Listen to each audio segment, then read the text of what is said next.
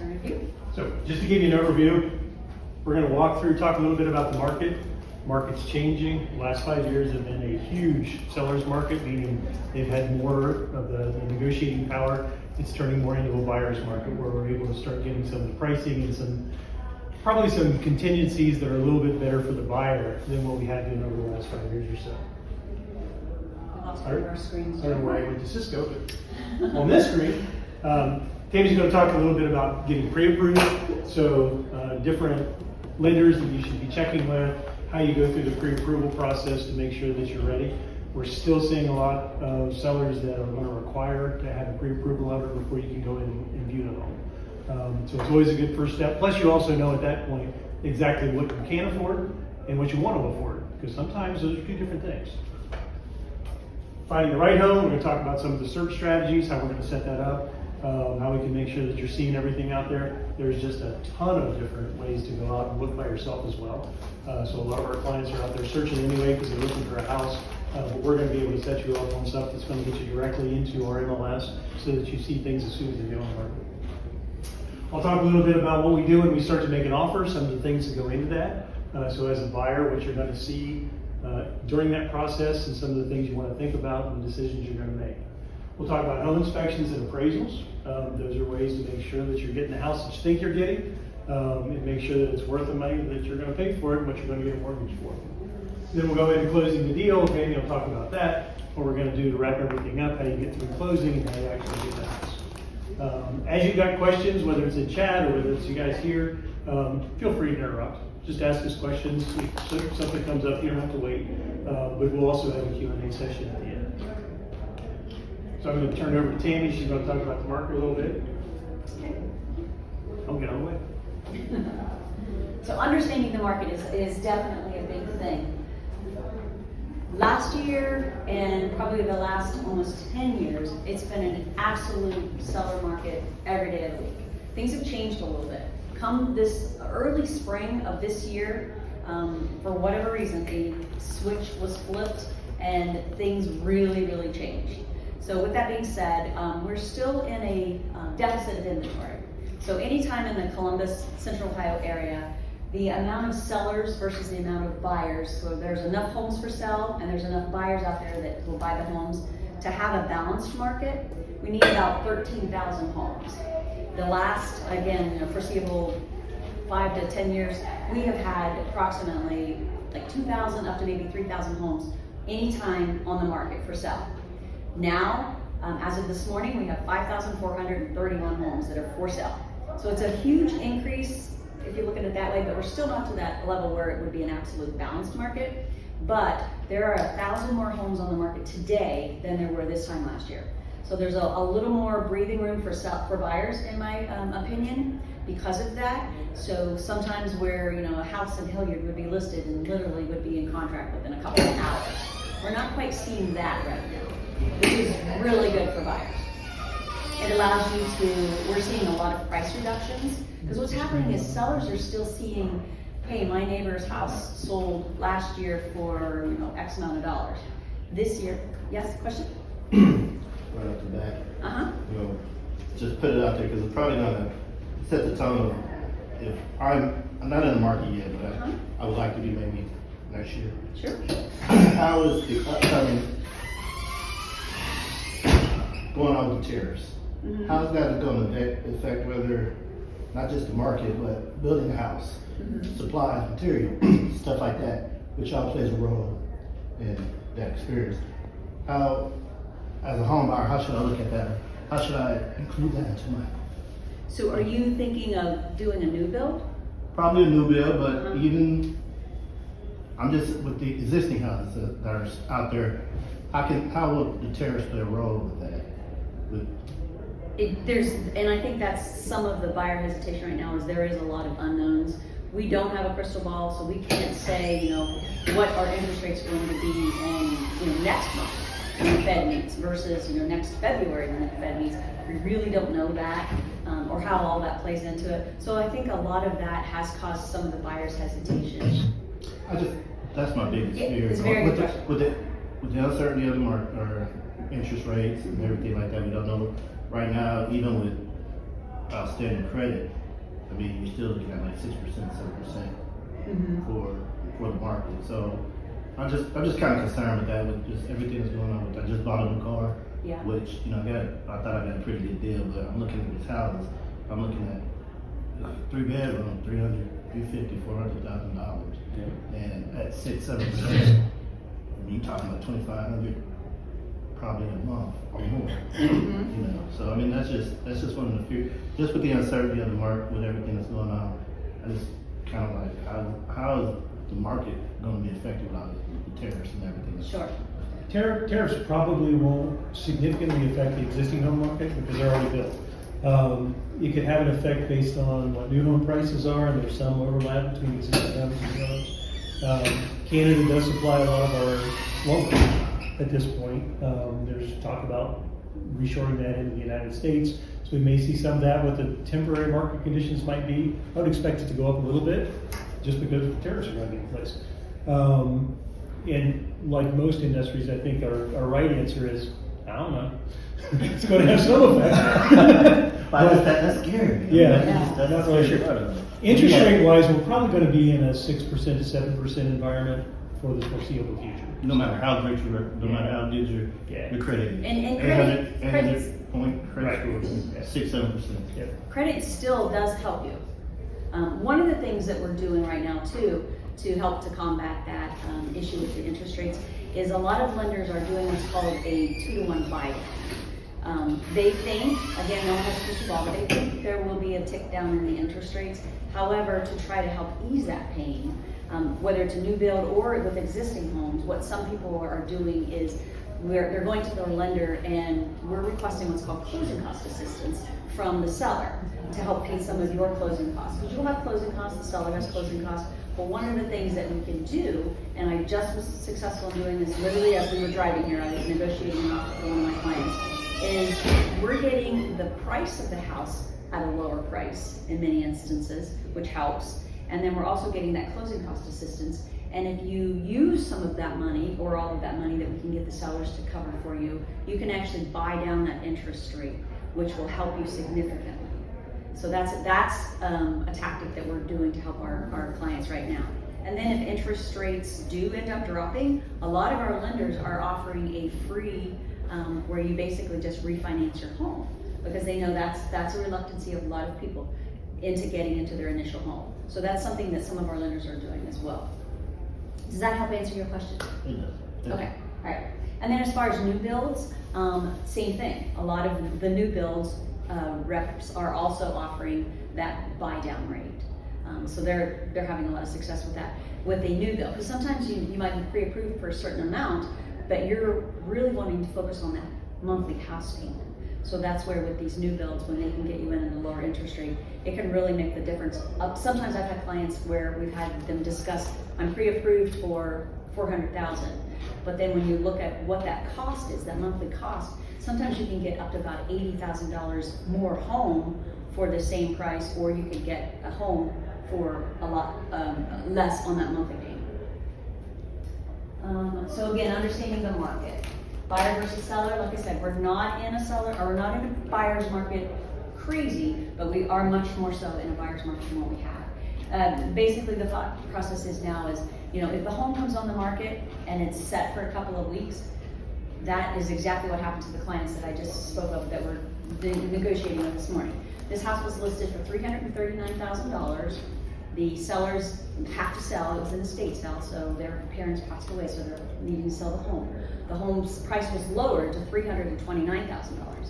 My clients submitted a VA home loan, a VA offer rather, and we asked for $322,000 to be the purchase price, but we asked for $8,000 in closing cost assistance.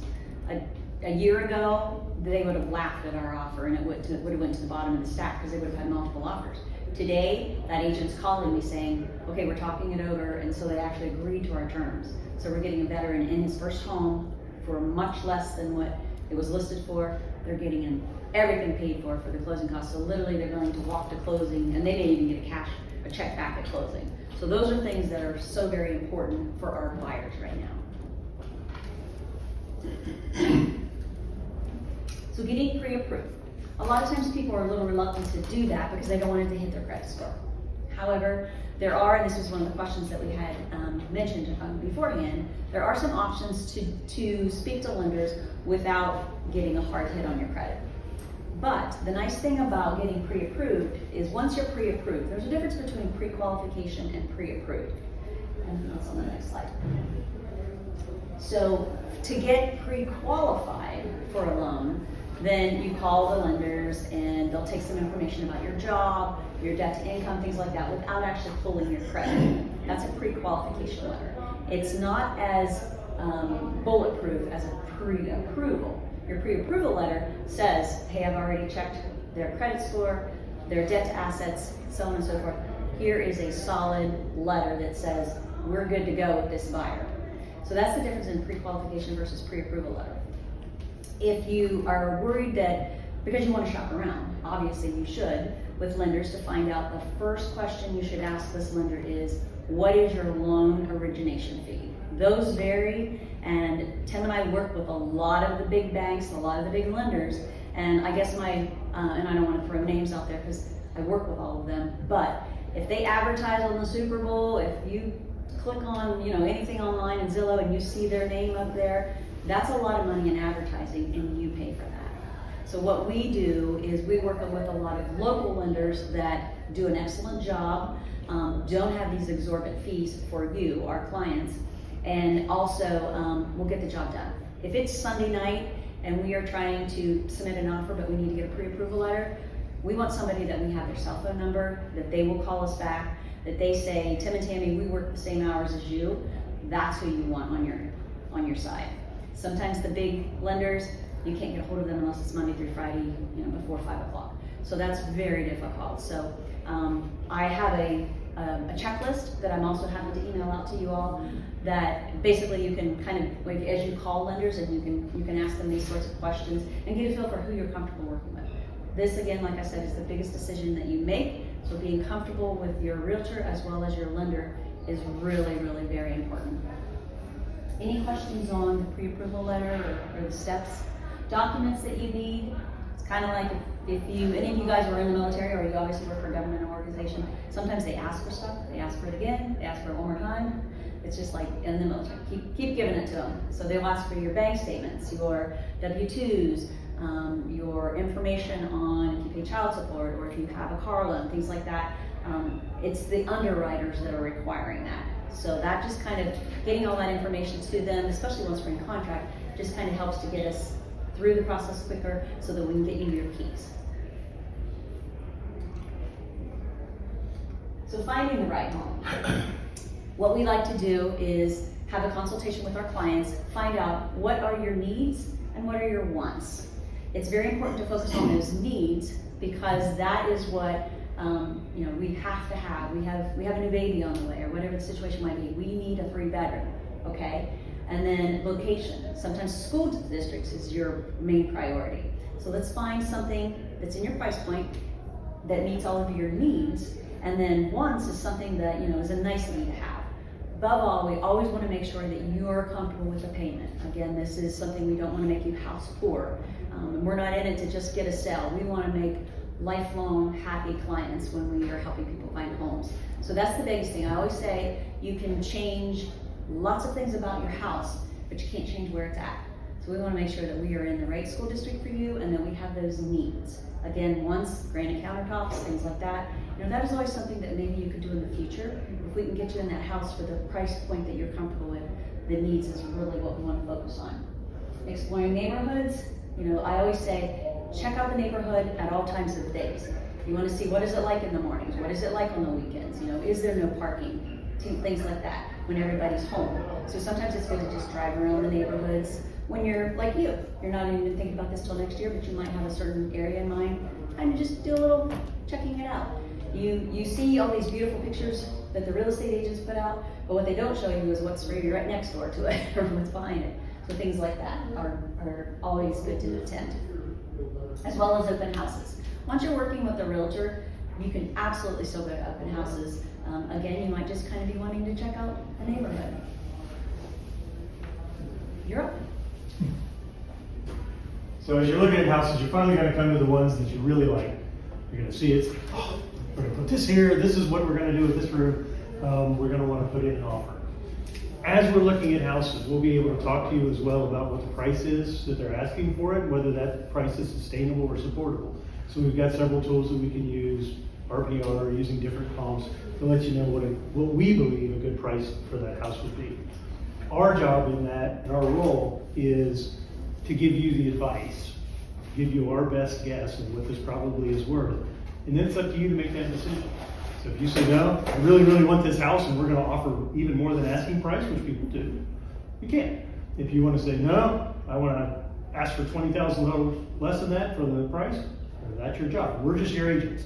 So we're gonna give you our best advice on how you win that house at the price point that you want, but you guys are gonna make that final decision on what that price is gonna be. So that's determining the offer price. Contingencies. Tammy was just talking about a house that we're in negotiations with right now, so it started at $339, right? And the price came down as we went back and forth with offers and counter offers, but there were also contingencies involved. So when you go to closing, you're gonna have closing costs. There's gonna be taxes that need to be escrowed for, there's gonna be all the fees that go into it. Like she was saying, for your lender, you're gonna have lender origination fees, and depending on which lender you get with, at least one of them we know of does it on a percentage basis. So they're gonna ask for a point. So your origination fee is gonna go up as your price goes up. Others do it on a flat basis, so we've got other folks more local that we tend to deal with more, and they've got like $1,000 fee. So if you get a $500,000 house, it's gonna cost the same as a $200,000 house. So you're not gonna get dinged as your price goes up. There's gonna be other things that you may wanna do as well. You may wanna ask the seller to pay for a home warranty. So that the first year that you're in there, if something breaks, you've got a warranty to help cover it. On a per home basis, every home's going to be a little bit different. There may be things that you want to ask for in there. The seller may have some contingencies you're going to have to deal with. The seller may say, I want to be able to stay in the house for another 2 weeks after closing, or a month after closing. So we can negotiate back and forth on those kind of contingencies. What other good contingencies you can think of it? For a VA home loan, there's a misconception of what you might have to have done, that they require a home inspection. That isn't necessarily the case. What the VA requires is a termite inspection. And if you're out in the country where it's a well water situation, the well water to be tested. But home inspections are definitely something that we would want to put in your offer for a lot of reasons. A lot of good reasons. But I think contingencies other than you could potentially have a house to sell. So you have a home, but you want to relocate somewhere else. So you would have a home sale contingency, which means we have to sell your house first before you can purchase this one. So that's something that we can negotiate on your behalf as well. When I saw my last home, the buyers requested a couple of things of mine that was in the house that they walked through. That could be a contingency. Yes. They wanted my grill, they wanted a couple of pieces of furniture, and I threw it in there. They came with cash, so there you go. Cash does not. In those kind of things, you'll see as we go through it, just as a technical item, we often do that like as a side thing. Turns out lenders don't want your grill on a 30-year loan because it's not gonna last. But like you said, yours was cash, so that's good. Yeah, you didn't have that kind of issue. But yeah, we can ask for particular things, and that's each home is going to have these different things that you look at. It may be they've got like an above ground pool that's in pretty bad shape. So one of the things could be, you got to get that out of there. Before we move in, we're going to want that gone. So as we look at each home, we're going to have these things that we're going to talk about and see what you guys want to do. We can negotiate just about anything inside of that deal, or at least we can ask for it. And the They can always contract, say no. I'm sorry, the contract is 16 pages long. So you've probably never seen it. So that's something that we go through just to kind of explain to you what each section is, what it means, and if that's something that we could try to negotiate on your behalf, absolutely we will. At some point, we're going to go back and forth. We're going to give them an offer. They may come back with a counter offer and say, well, we'll do part of that, not all of it, or we want something different from the seller side. At some point, we come to an agreement. Everyone's going to say, this is what we're going to do. That gets the offer acceptance. At that point, once we get that offer accepted, then you as the buyer have two immediate things that you want to do. You get back with your lender, and you're going to start going through the formal loan application. And like Tammy said, is exactly like dealing with uncle. Just keep giving them paperwork, reduce your frustration level because they're going to ask for the same stuff again and again. It's going to be frustrating, but just keep giving them whatever it is they want and you'll get through it relatively quickly. Just anticipate that's what it's going to be. Our job is to make your life as easy as possible as we go through the sale. Lenders are not an area we can help too much in. So it's... Does how long the house on the market help the buyer? Like if Absolutely. I sitting on Zillow for like 200 days. Absolutely. Yeah. Yes. That gives us negotiating power because nobody's bid on that house. Now, it may be a seller that really doesn't need to sell, and so they're just going to stick to their price because they're out there fishing and they want to see somebody that wants to give them what their price is. But the longer a house is on the market, typically gives us much more negotiating power as far as pricing and those contingencies. Can you go over the inspection and the remedies? So the first thing that you're going to do after is you're going to get with the loan. The next thing you're going to do is get a home inspection order. You could choose not to do a home inspection, but I would always do one. When we've bought houses, when we have rentals as well, I always have a professional home inspection done because they are Boy Scouts. They will go through, they'll test every plug, they're looking at all the lights, they're looking at all the appliances in the house, and they're going to give you a report card on a home. Even a brand new home is going to have things wrong with it. It's just the nature of the beast. So you want to know what those things are. You shouldn't be shocked by it. You're going to see some of these things wrong.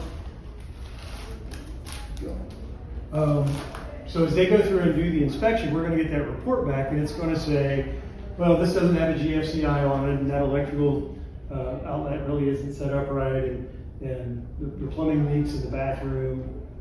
Those are all things that we can then go back to the seller and ask them to repair. So you can go through and it's called a request to remedy. We're going to ask them to fix several of the things on there, not all of them, at least the major things or the safety related items. And then they're going to answer back, and they're going to answer back in a couple ways. They're either going to say, nope, we're not doing it by the way it is, or not. We'll fix some, but not all. We'll fix it all, or here's some money, just buy the house. We don't want to fix anything, but we'll give you some money to take care of those repairs. So they'll go through, that will get you through the home inspection part. You should have some comfort level at that stage on what that house really is composed of and what issues you might see inside there. And you've got a way to get those things corrected, or at least you know when you move in that these things do get corrected. Yes, what are some of the red flags we should be looking for? Roofing? Structural issues. So if we see significant cracking or bowing in the walls of the basement, that's going to be one that's a difficult one to repair. You can repair them. It's typically $10,000, $20,000 depending, and you can ask the seller to do that. But it's probably, unless it's the kind of floor plan that you wanted and the location that you wanted to be in, it's probably better just to go on and look for another house, in my opinion. There's lots of houses out there. We can all go and take a look at other houses. Nobody's in a rush for this. We want to find you the best house possible. But if you find the right one and it's worth the money, then yeah, there's ways to repair those. Major electrical issues. So if you're looking at older homes, maybe you want to get something downtown where it's a house is 130 years old. You can have knob and tube wiring that's still in use. So that's an issue. Obviously the house hasn't burned down yet, so it's not an immediate issue. It's not something that's gone wrong, but you're going to have much more likelihood of having a problem with that old, the way they insulate it with cloth and everything. That's going to wear out over time. So that would be a major issue. Or even insurance. Sorry. Getting insurance. Yeah, you might not even be able to get insurance on it, depending on your insurance company. Major plumbing issues. So if there's leakage in the basement, if you've got obviously sewer issues, you're always a problem. One of the biggest things that I talk to my folks about when we go out looking at houses is pictures online are great, but we're really good about lying with pictures. We use professional photographers. We make sure that everything looks really good. We're not going to show you everything that, you're going to walk through the house. But the real thing that you want to do is smell it. Because you can smell if it's musty. You can smell if there's problems in that house. So going to the house, there's nothing that beats actually being there. So those are some major issues that I would look for on the inspection. And our job too, we're going to review that inspection with you and say, look, for all the houses we look at, here's this, and it sounds scary. That's really an easy kind of fix. This is one you want to pay attention to. This is one that may cause us just to say, nah, it's better to walk. And home inspections are going to run $400 to $500. But that's a good $400 or $500 investment, even if you walk away.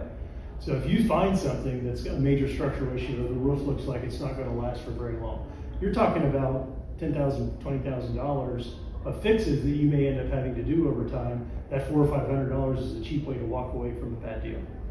And the inspection is one of the parts where when you go through the inspection, you can walk away from the contract, no questions asked. Say, nope, we don't like your house, we went out. I would absolutely always recommend doing a home inspection. During the last 4 or 5 years when it was ultra competitive, that was one of the ways to be more competitive, is to not do an inspection or to not ask for repairs. But I think most of that's behind this stage. I would always do it. Once we get through the inspection, they agree to whatever repairs that they're going to do, or they're giving you some money for that, or they're just not going to do it, but you're okay with that, then we're going to move on to the appraisal. I would always recommend that you wait to order your appraisal until after the inspection. You don't want to spend that money on the appraiser, because you're going to have to pay the lender up front most of the time. Have that appraisal done if you get the inspection back and you say, oh, this is something we want to walk away from. Don't put the money down on the appraisal. So after we get through inspection, we order the appraiser. Appraiser's going to come out, they're going to look at the home. If you got a VA loan, VA loans do a little bit more as far as their appraisal process. It gives you a little more guarantee that that home is going to be in better shape. But it makes it a little tougher for the seller sometimes. I think that there's an impression out there that it's worse than what it is. The VA is really not a difficult inspection to get through, but the VA appraiser is going to come in. What they're really looking for is, does this home appraise to the value that you're buying it at? Can they get that worth out of it? And they're doing that for the bank. The bank wants a guarantee that if they're putting a mortgage on this and you walk away, that they have some way to collect that collateral and then go back and sell that house. You may also get conditions on an appraisal. So the appraiser comes in and says, yeah, this house is worth it, but only if they fix the roof, or only if they fix the plumbing, whatever the issue is that they happen to see. So you can have conditions. In that case, it's going to be the job of the seller to fix that. So part of the appraisal process can be conditions that have to be cleared up before the bank's going to approve that loan. Any questions on inspections, appraisals? And the inspection, sometimes that can last like 3 hours, because like Tim said, they crawl all over the house. They're checking the roof, the attic, the foundation, the plumbing, the electric, everything. And sometimes they allow you to come for the entire process, or sometimes you just come in at the end and you get a very good summary. You can speak right to the source on, hey, what does this switch do, things like that. So it's a good way for you to just do some questions and answers right there on the spot. Whereas on the appraisal side, they do a lot of their work before they get there, because they're checking for comparables in the area. They want to see what the value is, and once they're in the house, they look at it, but they're only there for like maybe half an hour. But the big things on a VA appraisal is they want to make sure it is safe, it is sound, and it is sanitary. So they are going to look at the roof, they are going to look at the mechanicals, and like he said, the safety things, the GFCIs and things like that. But that's kind of the difference between the inspection. And it also, again, you're paying good money for it, but it gives you a really good report card of your house, so that you can say, yes, I understand this is an older house, no big ticket structural things like that, but it also lets you balance or budget for, okay, my furnace may only have 10 years left on it or 5 years left on it, my hot water tank. So I always say, it's a good report card of your home. Going back on what you were saying about comps, let's say if the house doesn't get appraised and it comes in, good appraisal, they did some remodeling and all that, but the houses in the neighborhood aren't appraised as much as your house, the house you're about to buy. Does that affect my resale? Like, I went ahead and bought a house and decide to resell it later, but the other houses in the neighborhood isn't as much as I paid for it? Is that how that works? Or It's always toughest to have the most expensive house in the neighborhood. Because the rest of the neighborhood is going to be, if not taking the value of your house down, because obviously it already appraised to be that value when you bought it, but it may keep your price from going up over time, just because the neighborhood is going to depress that price a little bit. So from the aspect of resale, having the cheapest house in the neighborhood is always better than having the most expensive house in the neighborhood. I don't know if that fully answers what, yeah. That's kind of what I was getting. Yeah. And an appraisal really is a snapshot in time. So appraisers typically go back 6 months. They try to stay within the same neighborhood, the square footage, the type of home, like is it a ranch versus a 2-story. They typically don't use those as comparables because those are different buyers potentially looking for that house. But they will, go outside of the neighborhood if it exceeds the 6-month time frame, or they could extend the time frame. But that's why when we price a house to sell, that's what takes us the most time and the most just kind of digging into that, because you want to price it right. You don't want to price it too high and then it will sit. You don't want to price it too low and then you're leaving a lot of money on the table. So you kind of got to find that sweet spot of what is the best list price for this home. But then, what it appraises for today could be totally different from, 6 months from now, because again, they're going to base that on sales. So that can factor into your house. Typically, they've been going up about 4.5% year over year, the value of a home. So it's still a really good investment. And on inspections, being prior military, we know a lot of other folks in the military, they run different businesses. So we're going to have inspection companies that we're going to recommend to you that are going to give you a break. So if you're prior military, then it's usually about $100 off. But there's other stuff, whether it's for the termite or well or that kind of thing, we'll be able to give you sources that are going to be helpful for us. Once we get through the inspection, the appraisal, we move on to get everything closed, and that'll just be part of the closing out the deal and going in for you to buy a house. And one thing, I'm sorry, I forgot to say on the appraisal. So like you had mentioned, if you've done a lot of really great updates to your home, but this house over here that is the same square footage or whatever, was a distressed property, so it needed some work. They're not going to necessarily include that, and they will factor in that your home does have, granite countertops or things like that to up the cost. The appraisers do get a copy of the contract, so they know what we're in contract for, and they know so immediately this is what a seller was selling it for, and this is what a buyer is willing to pay it for, or pay for it. So that's almost considered a comp because they see what the market will bear. So putting a lot of updates into your house, we typically say when we go in to view somebody's house that's for sale, we'll give you advice on, I am a stager, so I'll give you staging advice, and I'll give you, okay, maybe you want to paint this, maybe new flooring. Paint and flooring are always the biggest return on your investment, but completely stripping and gutting your kitchen and you're going to sell it in a year would not be advisable, because you're not going to recoup that cost. But while you're living there, you're planning on living there for a while, make it your home, make it your castle. That's what we've done with our house. We bought a house 3 years ago, and we've done so much work on it right now, we don't even want to know how much money we put in it. But we're not planning on selling. We're comfortable and it's where we want to be. So I would say, don't worry about putting money into your home if it's where you're planning on living for an extended period of time. Any questions from the chat at this point, or we're good? Okay. Anything else from you folks before we step on to the next phase? Okay. So closing the deal. At this point, we're over those hurdles that are the contingencies in the offer. I always call them hurdles that we have to get over to make it through the deal. Like Tim shared with you, the inspection, that's a hurdle. Once we've crossed that and all parties agree to move forward, we're good. The next hurdle, that appraisal, we're past that, we're moving forward. If there's contingencies, things that we need to negotiate, that's where we are there as your advocates. A lot of stuff that happens along the way, we hope that you don't even know about, because it's a stressful situation. We try to make this as painless as possible, so we try to deal with some of those little landmines that are along the way without even bringing you into it, because it's something that maybe we can gloss over with you to make it a little more smoother. Now we're getting to the closing table. Finally, the day's here.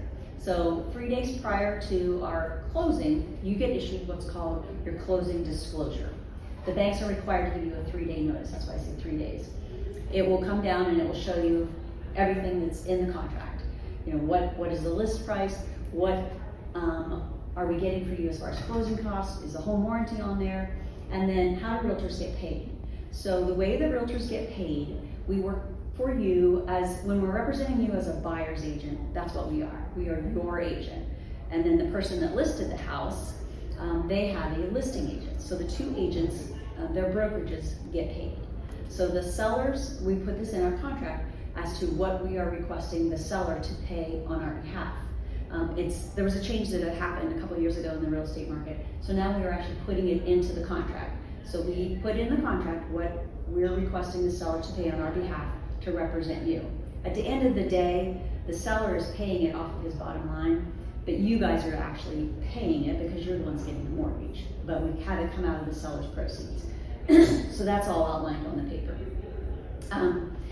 You go over the closing disclosure with your lender, you ask any questions about the title, charges, things like that. That's called your closing disclosure. Then we do a final walkthrough. So we walk through the house. And I typically recommend that we do that as close to closing as possible. If you're getting possession at closing, before you sign away all of this, we want to make sure that the house is in the same condition that it was when we initially went into contract. The hot water tank hasn't, just leaked all over the place, or there's damage to walls when they've moved out, or things like that. So that's doing the final walkthrough, just to make sure the house is in the same condition. Possession, sometimes, like I mentioned, it may be a situation where the seller needs a little bit of time to move out. So we do a document that's called an occupancy transfer after title. So that means basically that you're saying, okay, Mr. and Mrs. Seller, we will give you, a certain period of time to move out as part of our negotiation, but you are responsible for, and we outline everything, so that if there are any damages, if the air conditioner breaks suddenly, that they're responsible for it, because at that point you own the house. So those are just some things that, again, we work through as far as the closing. Then we get your keys and take your picture in front of your house, and you own a home.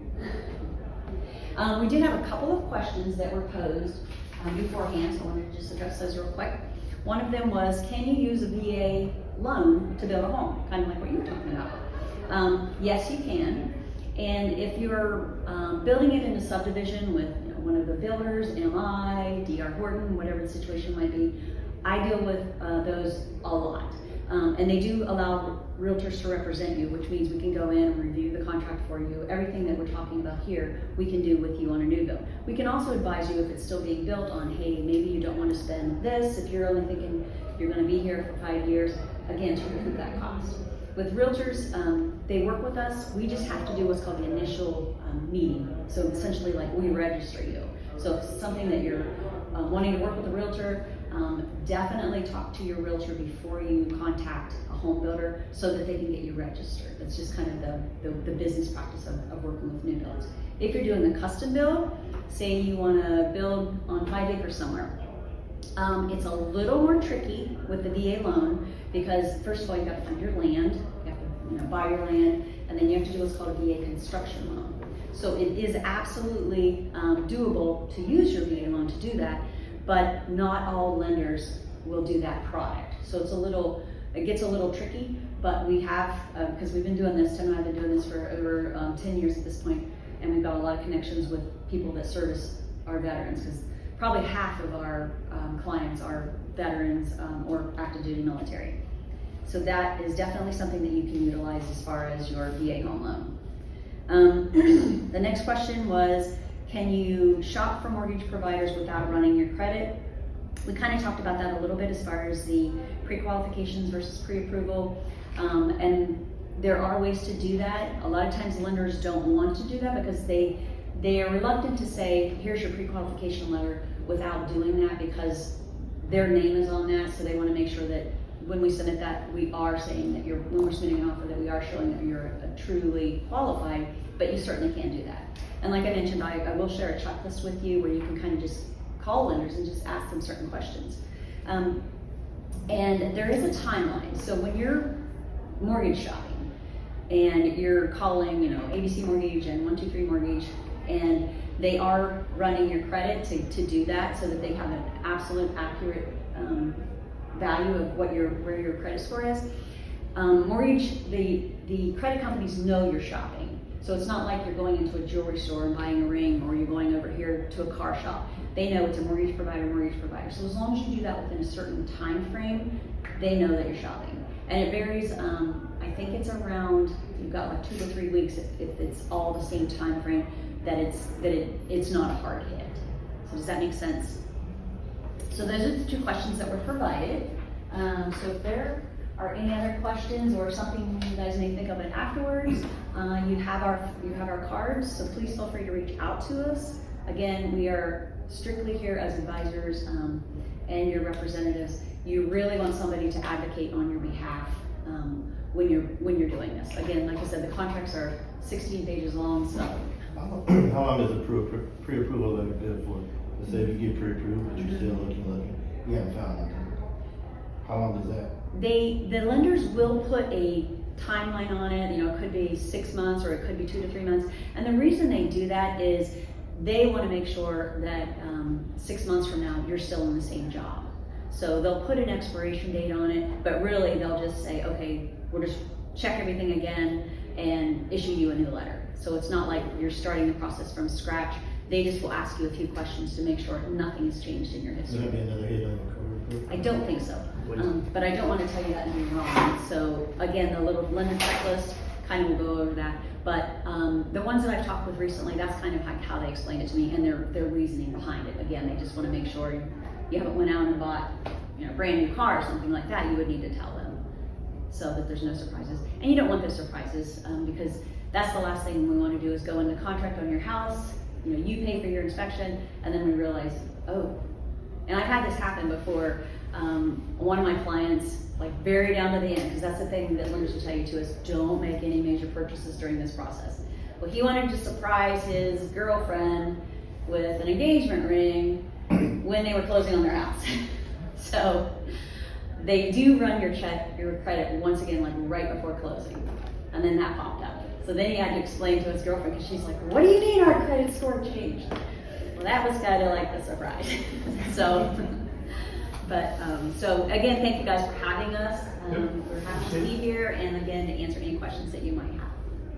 Any other questions?